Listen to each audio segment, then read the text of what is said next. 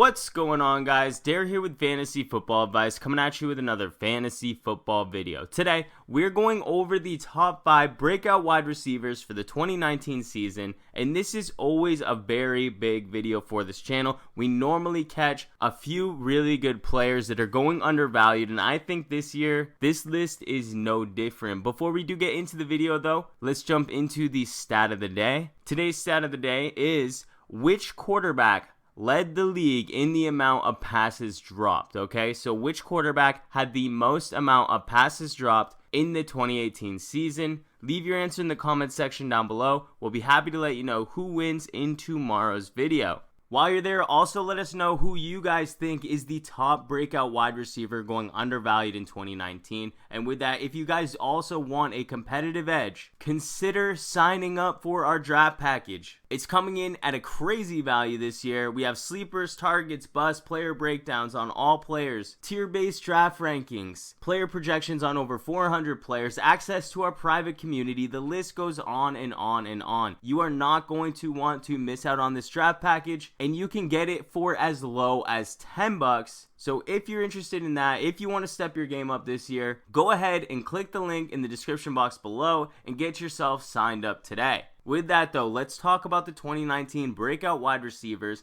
and to start this list, we have DJ Moore of the Carolina Panthers.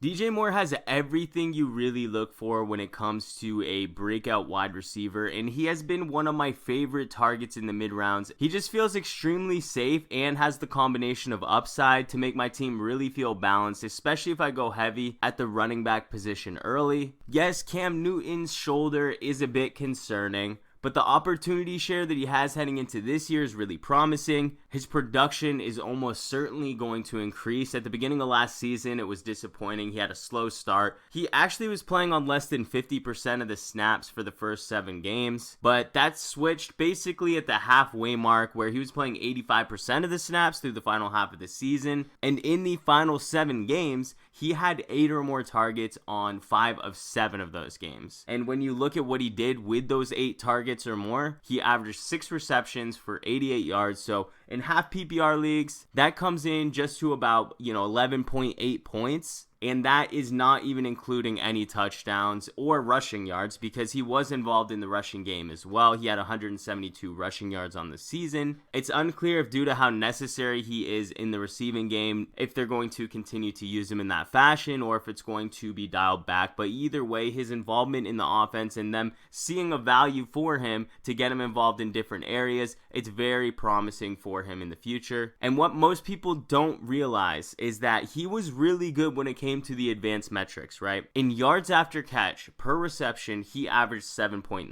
7.9 yards after catch per reception is an incredibly high number. In fact, it was first in the league last year with any receiver over 50 receptions, and if you date it back to the past decade, it ranked 3rd. So his performance, 7.9 yards after catch per reception, ranked 3rd in the past decade. It's no way that that pace can continue, but clearly this kid's special. Oh, and I didn't mention he had a top 20 contested catch rate as well. So we're talking about his involvement in the passing game going up, what he was able to do with it last season as an individual contributor. He hits on all advanced metrics, and we have Funchess leaving and potentially Greg Olsen not returning as well, which leads to even more opportunity in 2019. We do like Curtis Samuel too, especially as a late round pick. Between him, DJ Moore, and Christian McCaffrey, they should make up the majority of the production in the passing game. So if you can get a piece of either of those two, you're going to be doing good. But the most upside is clearly going to DJ Moore this season, and you're not going to be taking on too much risk. Just monitor the health of Cam Newton as we head into training camp and preseason. I think even with mediocre play at the quarterback position, he's going to do just fine and knock it out of the park.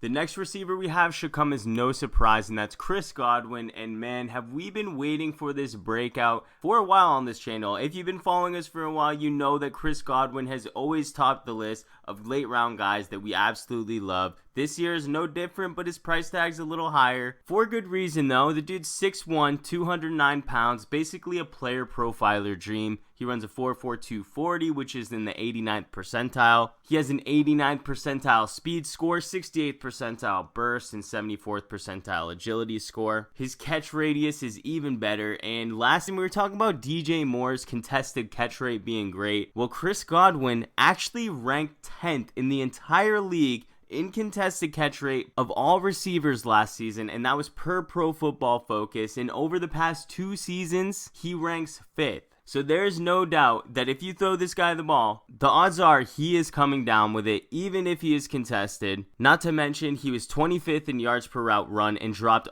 just 1 pass all season. Believe it or not, though, even though it feels like we've been talking about Godwin for about the past 5 years, he's actually coming into his 3rd year, which is typically the breakout year for wide receivers. The team feels confident in him as well. They felt comfortable enough to let go of Adam Humphries and Deshaun Jackson. Humphries was having a mini breakout season of his own last year, so for them to let both of those receivers go means they feel really good about the trio of Mike Evans, Chris Godwin, and OJ Howard. 180 targets are on the table. There is one receiver who's going to get the largest target share increase, and that is Chris Godwin. What also helps is that this team is not going to be a great defense, so they are going to have to be throwing late, and you're talking about a team that already ranked 1st in passing yards last season and 4th in passing touchdowns. And if you didn't know, word is Chris Godwin may even be playing from the slot. Bruce Arians already hinted at it. And if you know anything about that position, Larry Fitzgerald held it for quite some time with several 100 reception seasons and 1,000 yard seasons, and that was late in his career. The upside is completely massive,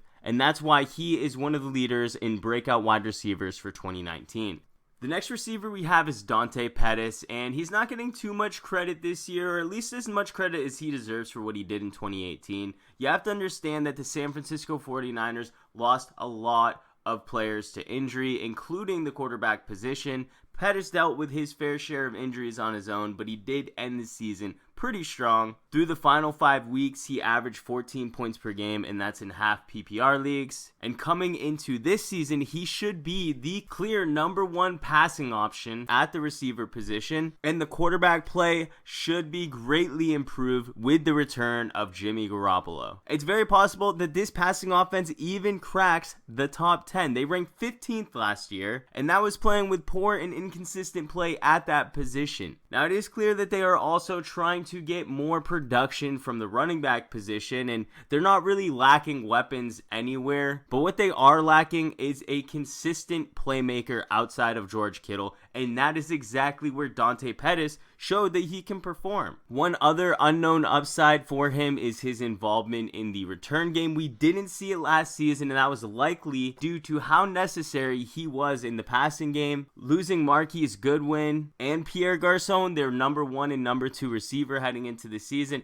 if they lost Pettis, they would have had basically nobody. So to just throw him out there on kickoff returns and punt returns would have been silly, but you have to remember that he was the NCAA record leader for punt return touchdowns. He still holds the record with 9 return touchdowns, and even if he can add like 1 to 2 of these throughout the season, that's a weekly bonus. And that's the type of upside that we saw that impacted Tyreek Hill's production during his rookie season. And I'll take my receivers to be involved in any aspect of the game if it's bringing in fantasy points. And for a guy who's proven to be very successful in that area, I am all for it 100%.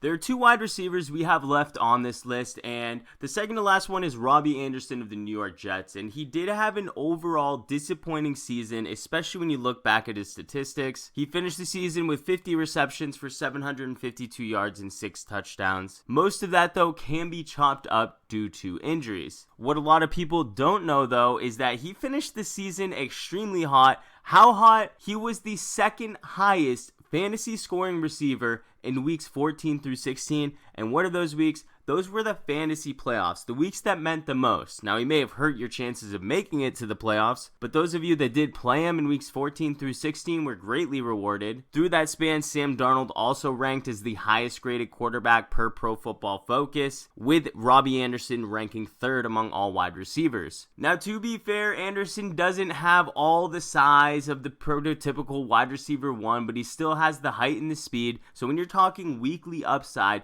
Robbie Anderson definitely has it. You can never be surprised when he puts up a 100 plus yard receiving game. Even those multi-touchdown games are something that he can come up with, especially as a big play specialist. And this is coming in on an offense that should be much improved from a season ago. They brought in Le'Veon Bell. Quarterbacks typically take a large step forward from year one and year two. We saw it with Goff, Wentz, and even Mitchell Trubisky last season. And Robbie Anderson still remains the main weapon in this receiving game, and that's not likely to change. So really the name of the game is with Robbie Anderson is hope to avoid injuries, and even though we like him a lot, we still can't recommend reaching on him, but he should have his best chance ever at breaking 1,000 yards and reaching double-digit touchdown upside. So if you're in the middle rounds and your team's lacking a receiver with breakout potential, look for Robbie Anderson because he hits all of the marks. There's no need to go super in-depth on this last player. It's DeaShawn Hamilton of the Denver Broncos, and the formula is very simple. Hamilton finds himself in a very lucrative role, and his skill set fits the role of the quarterback extremely well. And on top of it, he appears to be the best route runner on the team, and that combination provides a lot of upside, especially in PPR leagues. Now, he doesn't have the same amount of upside as others on this list, but you have to consider that when Sanders was out last season and Demaryius Thomas was already traded to Houston, Courtland Sutton was widely known as that guy that was going to step up as the top fantasy receiver for the Denver Broncos. That role and that crown actually went to DeaShawn Hamilton. Through the final 4 games of the season, he had 38 targets with no fewer than 8 targets in any contest. Those are incredible numbers, and his catch rate, it was solid too. He even scored twice through that time period, so you know he's no stranger to the end zone.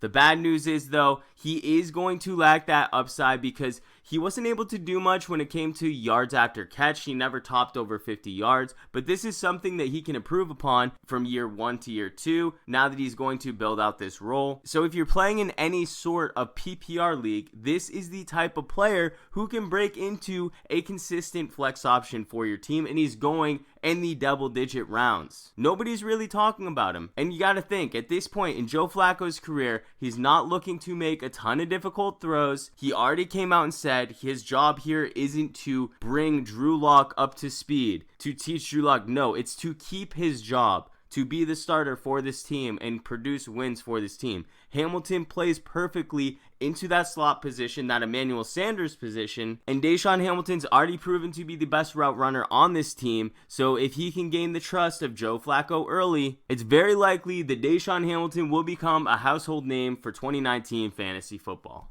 Alright everybody, that's going to do it for today's video. We really do hope you enjoyed. Let us know who your top breakout wide receiver for 2019 is in the comment section down below. And while you're there, if you did enjoy this video, please hit that like button. If you're new to the channel, please hit that subscribe button. We thank you all for watching, and we'll catch you on the next one.